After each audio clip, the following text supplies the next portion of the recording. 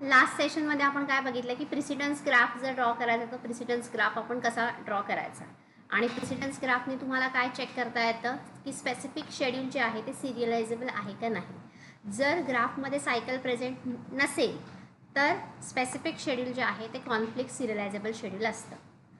Otherwise जर cycle present असेल तर स्पेसिफिक जे काय शेड्यूल आहे तो कॉन्फ्लिक्ट सिरियलायझेबल नाही. हे आपण लास्ट सेशनमध्ये पाहिलं आहे. प्रिसिडन्स ग्राफ कसा ड्रॉ करायचा हे पण आपण पाहिलेलं आहे. तर आता पुढचं ह्या टाईपचे प्रॉब्लेम बऱ्याचदा पेपरमध्ये येतात. 4 मार्क्सला येऊ शकतात किंवा 5 मार्क्सला. Consider the following transaction give 2 non serial schedule that are serializable. म्हणजे आपल्याला 2 नॉन सिरियल शेड्यूल डिझाईन करायचे आहेत. नॉन सिरियल शेड्यूल म्हणजे कुठले शेड्यूल असतात? Concurrent schedule. असे आपल्याला 2 नॉन सिरियल शेड्यूल डिझाईन करायचे आहेत की ते काय पाहिजेत? सिरियलायझेबल. मग स्पेसिफिक शेड्यूल हे सिरियलायझेबल आहे कसं कळतं? जर तुम्ही प्रेसिडेन्स ग्राफ ड्रॉ केला तर प्रेसिडेन्स ग्राफमध्ये आपली सायकल प्रेझेंट येणार नाही. कळालं? मग आता असे तुम्हाला प्रत्येकाचं ह्याचं आन्सर जे आहे ते फिक्स आन्सर नसतं. प्रत्येकाचे आन्सर्स वेगवेगळे येणार आहेत. प्रत्येकाचे आन्सर जे आहेत किंवा प्रत्येकाचे शेड्यूल्स जे आहेत ते वेगवेगळे येणार आहेत. पण जनरली बेसिक शेड्यूल कसं ड्रॉ करायचं ते मी आत्ता इथे शिकवते. कळतंय? मग आधी तुम्हाला हे 2 ट्रान्झॅक्शन दिले T1 T2. आपल्या 2 वेगवेगळे शेड्यूल डिझाईन करायचे. पहिले आलं की दुसऱ्या लगेच येतं.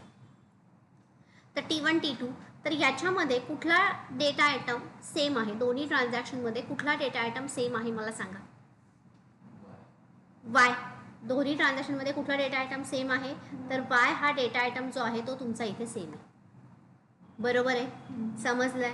हां. आणि इथे ए पण सेम आहे. पण ए जरी सेम असला तरी ए मध्ये कॉन्फ्लिक्ट आलेला नाहीये बघा. का बरं? कारण की कुठेही राईट ए होत नाही. फक्त रीड ए असेल तरच तुमचा कॉन्फ्लिक्ट नसणार. रीड आणि राईट असेल तर कॉन्फ्लिक्ट असेल. बरोबर? म्हणजे जर तुम्ही रीड केलं किंवा राईट केलं केव्हा? फॉर सेम डेटा आयटम तर त्या केसमध्ये काय येणार आहे? कॉन्फ्लिक्ट ऑकर होणार आहे आणि आपल्याला त्याचीच ऑर्डर काय करायची? मेंटेन ठेवायची.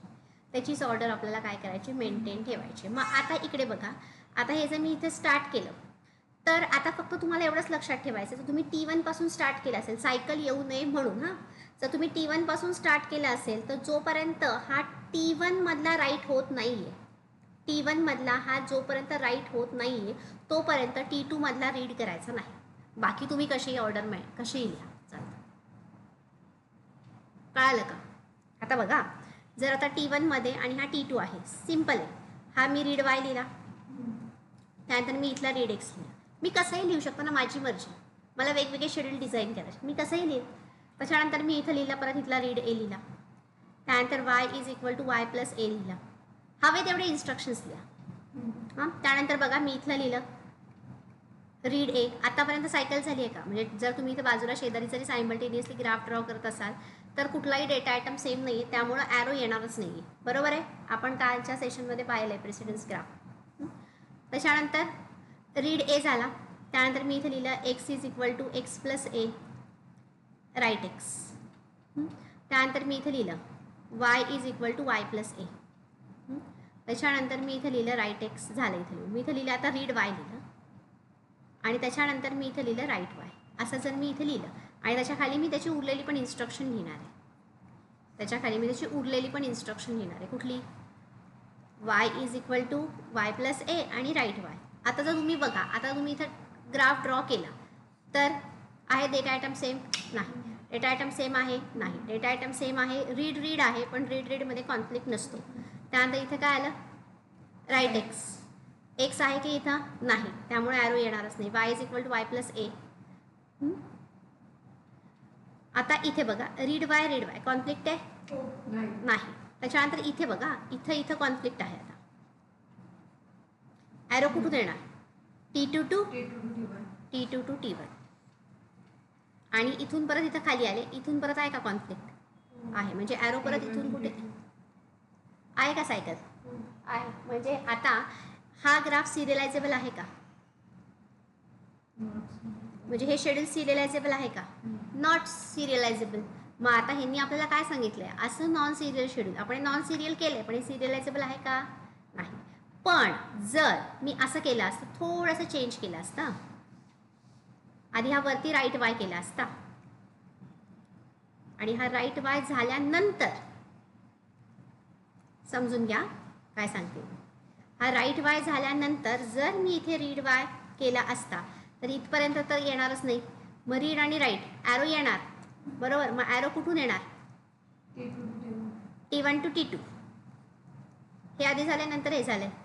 त्यानंतर परत इथे खाली पण इथूनच ॲरो इकडे, इथूनच ॲरो इकडे. ॲरो कुठं आला? एकच ॲरो आला ना वायसाठी. समजलं? म्हणजे हे काय झालं? सिरियलाइज. जमलं का? जमलं ना? सिक्वेन्स कसा पण लावू शकतो. हां, याचा सिक्वेन्स जो आहे तो कसाही लावू शकतो आपण. पण कुठला? जे कॉन्फ्लिक्ट नाही त्याचा. पण असा सिक्वेन्स लावायचा की जरी तुम्ही ग्राफ ड्रॉ केला तरी ग्राफमध्ये सायकल प्रेझेंट व्हायला नाही पाहिजे. कळालं? त्यांनी सांगितलं आपल्याला नॉन सिरियल म्हणजे आपल्याला कॉन्करंटच डिझाईन करायचं आहे. पण कसं करायचं आहे की जरी प्रेसिडेन्स ग्राफ ड्रॉ केला तरी सायकल प्रेझेंट झाली नाही पाहिजे. परत दाखवते मी तुम्हाला. हा T1 आहे, हा T2 आहे. रीड वाय त्यानंतर मी राईट एक्स करू शकते. त्यानंतर मी काय केलं? रीड आहे. तुम्हाला हवं तर वरती पण तुम्ही रीड आहे लिहा. वेगळं शेड्यूल झालं. समजतंय का?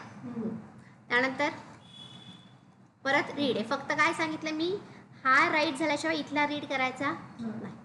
कळालं का? आणि जर तुम्ही सायमल्टेनियसली इथं पण रीड आहे, इथे राईट आहे आणि इथं परत रीड आलं तर काय होणार? इथून इथं ॲरो, इथून इथं ॲरो. येणार की नाही सायकल? म्हणजे सायकलच आपल्याला काय करायची? अवॉइड करायची. समजतंय? त्यानंतर y is equal to Y plus A write Y. त्याच्यानंतर किंवा राईट वाय मी नंतर लिहिते. इथे x is equal to X plus A. त्याच्यानंतर काय लिहिलं? Write X. आता लगेच इथं रीड वाय लिहायचा का? नाही. जोपर्यंत इथला राईट होतोय तोपर्यंत रीड लिहायचा नाही. मग इथे मी राईट वाय केला आणि नंतर काय लिहिला? रीड वाय एकच राहिलं आता इथलं. समजलं का? म्हणजे इथे मेन काय? जोपर्यंत हा राईट होत नाही तोपर्यंत इथला रीड करायचा नाही. हे झालं तुमचं एक शेड्यूल. तुम्हाला दुसरं शेड्यूल तयार करायचं आहे. तुम्ही ह्याच्यावरूनच दुसरं शेड्यूल तयार करू शकता. कसं? तुम्हाला हवं तर ह्या तिन्ही इन्स्ट्रक्शन्स जे आहेत ह्या 1, 2, 3 ह्या दोन्ही वरती लिहा.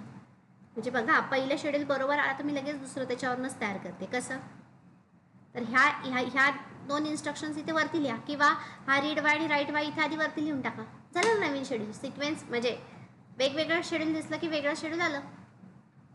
इन्स्ट्रक्शन्स वेगवेगळ्या दिसल्या की. कळतंय का? मी असंही लिहू शकते. रीड वाय, रीड ए आणि त्यानंतर इथे काय लिहिलं? Read x. खालचं मी तसंच ठेवलं सगळं पण शेड्यूल काय झालं? चेंज. समजतंय? त्यानंतर इथे मी लिहिलं Y is equal to Y plus A. त्यानंतर रीड ए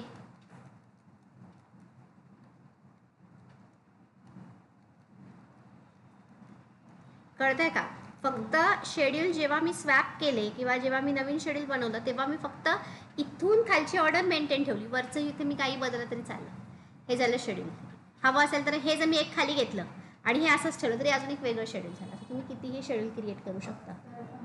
राईट वाय आणि रीड तुम्ही मेंटेन ठेवलं. एक्झॅक्टली. जे कॉन्फ्लिक्ट आहे जे दोन्हीकडे सेम आहेत तर मी त्यामध्ये काय ऑर्डर मेंटेन ठेवली? जोपर्यंत एकीकडचा राईट होत नाही तोपर्यंत दुसरीकडचा रीड करायचा नाही. जो डेटा आयटम सेम येतो. बाकीच्या तुम्ही जे हे काय आहेत नॉन कॉन्फ्लिक्ट आहेत मग त्या इन्स्ट्रक्शन तुम्ही स्वॅप केल्या तरी चालतात. नाही झाली असती ना. मग मी काय केलं असतं? हे जर वरती असलं असतं तर जोपर्यंत इथे राईट वाय होत नाहीये ना तोपर्यंत इथे रीड केला नसता.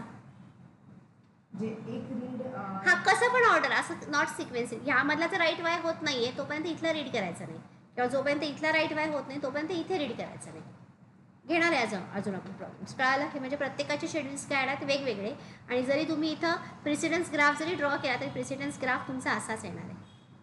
T1 टू T2 कसा आला तरी चालतो. T2 टू T1 आला तरी चालेल पण सायकल प्रेझेंट नाही पाहिजे. समजलंय? कळालंय? मग आता हे फक्त इथे मी कट करते. हे झालं आपलं किती शेड्यूल बनवायला सांगितलं त्यांनी? 2. तुम्ही हे 3ही बनवू शकता. तर एक पहिलं आलं ना एक आल्यानंतर तुम्हाला त्याच्यावरून कितीही शेड्यूल्स जे आहेत ते बनवता येतात. समजलं का?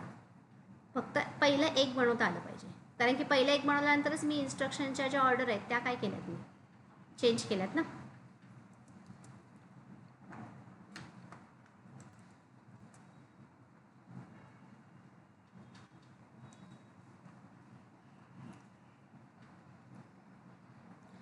खाली तुम्हाला प्रेसिडन्स ग्राफ काढून दाखवला पाहिजे असं काही कंपल्शन नसतं. प्रेसिडन्स ग्राफ जो आपण ड्रॉ केला तो कोणासाठी केला आहे? स्वतःसाठी केलेला आहे, की आपल्याला कळतं की त्याच्यामध्ये सायकल प्रेझेंट नाही आहे. हे झालं तुमचं शेड्यूल 1. किती शेड्यूल बनवायला लावले? 2. आणि हे झालं तुमचं शेड्यूल 2. शेड्यूल 3 पण बनवता येईल का?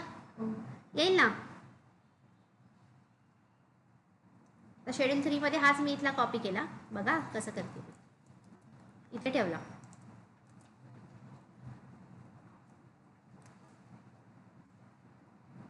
आणि आता काय थोडंसं वेगळं दिसलं पाहिजे ना, बरोबर आहे.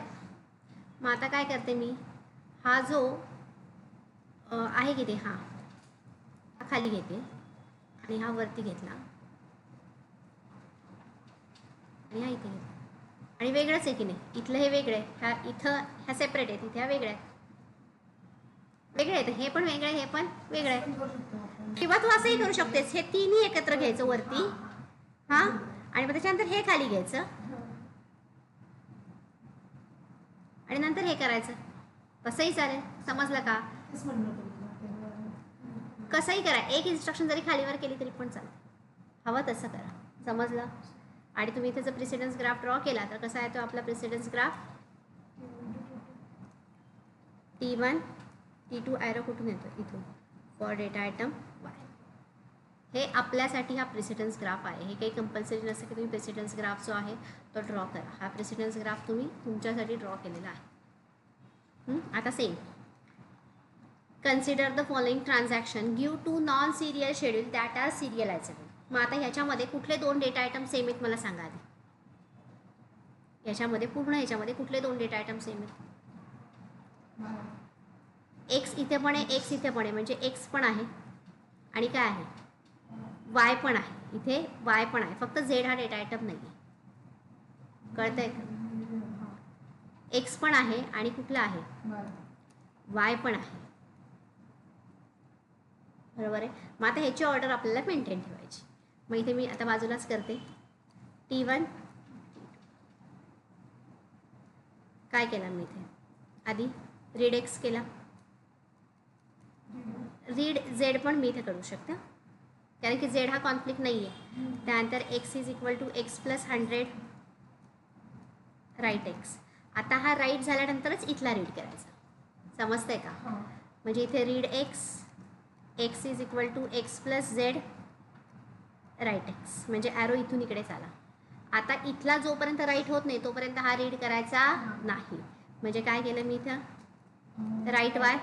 तुम्ही हवा तर आता राईट वाय, मग इथं परत राईट वाय करून मग इथं केला तर चालेल का? नाही. जोपर्यंत इथला राईट वाय होत नाही तोपर्यंत इथला रीड करायचा नाही.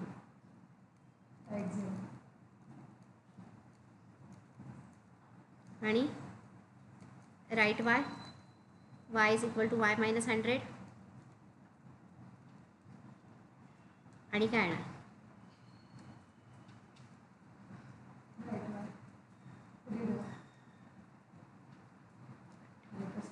राईटच आहे ना.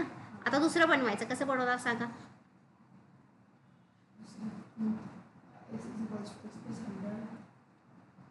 हे वरती घ्या सगळं आणि ह्याला खाली घ्या.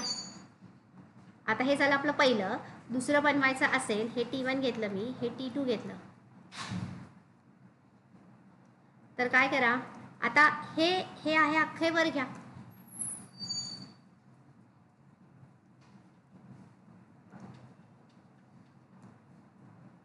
Read X, X is equal to X minus 100 X plus 100 write X, आणि नंतर इथून मी रीड झेड केला.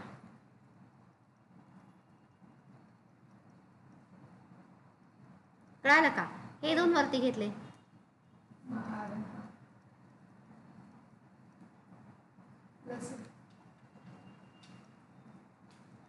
झाले का? समजतंय? हे तुम्ही तुमच्या प्रॅक्टिसनी कितीही करू शकता. फक्त काय ह्याच्यामध्ये प्रत्येकाचे शेड्यूल वेगवेगळे असतील, पण फक्त कंडिशन काय? सिरियलायझेबल पाहिजे आणि नॉन सिरियल पाहिजे. नॉन सिरियल म्हणजे कॉन्करंट पाहिजेत आणि ते सिरियलायझेबल पाहिजे. म्हणजे प्रेसिडन्स ग्राफ जरी तुम्ही ड्रॉ केला तरी त्या प्रेसिडन्स ग्राफमध्ये तुमची सायकल प्रेझेंट नाही झाली पाहिजे.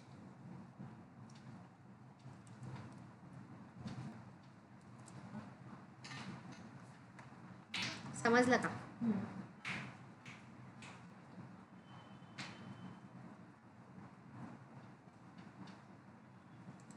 हे झालं तुमचं एक शेड्यूल 1 आणि एक झालं शेड्यूल 2. आता शेड्यूल 1 शेड्यूल 2 तुम्ही असे म्हणू शकता, हे झालं तुमचं S1, हा झाला तुमचा S2. कळतं? अजून एकच प्रॉब्लेम घेऊयात आणि आपण थांबूया. P1 क्वेश्चन तुम्ही आधी लिहिते. क्वेश्चन सेमच आहे. Consider following transaction, give 2 non serial schedule that are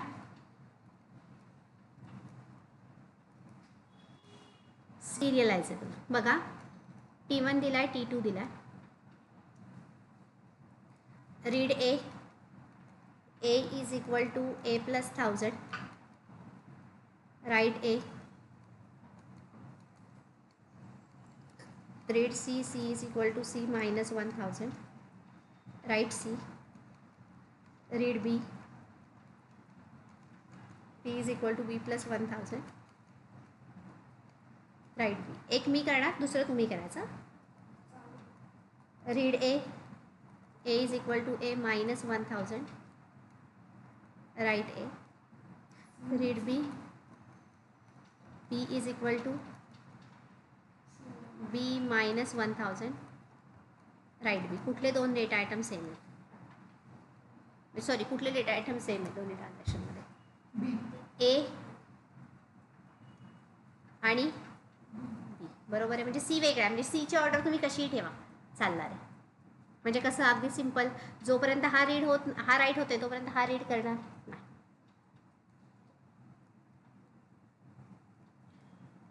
मग read A is equal to A plus 1000.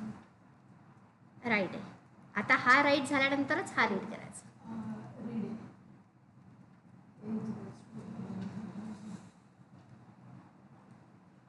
आता C मध्ये काही फरक नाही पडत, मग C तुम्ही कसाही करा.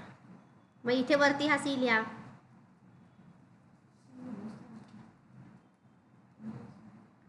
पण महत्वाचं, आता तुम्ही जर हा रीड B केला आणि नंतर हा राईट B केल्यानंतर हा रीड B करायचा, ऑर्डर तीच. म्हणजे तुम्ही आता म्हणाल मी इथे आधी रीड B करते आणि नंतर इथला राईट करते, तसं करणार नाही. कारण परत इथून इकडे ॲरो येईल.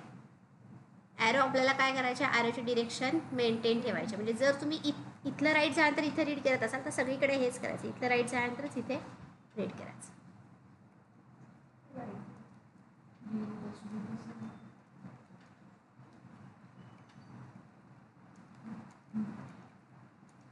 आणि महत्त्वाचं, ह्याच्या खालीच यायला पाहिजे, ह्या समोर नाही पाहिजे. कारण की हे झाल्यावर हे होतं, पेजेस वाचवायचे नाहीत, ओळी कमी लावायच्या नाहीत, हां, तिथे चिंगूसपणा करायचा नाही. हां, नाही तेव्हा अर्धी वही वाया जाते तुमची. म्हणजे सेव काय ट्री वगैरे हे आत्ता इथे वापरू नका. आणि युनिव्हर्सिटीला पण तसं करू नका. हे काय इथलं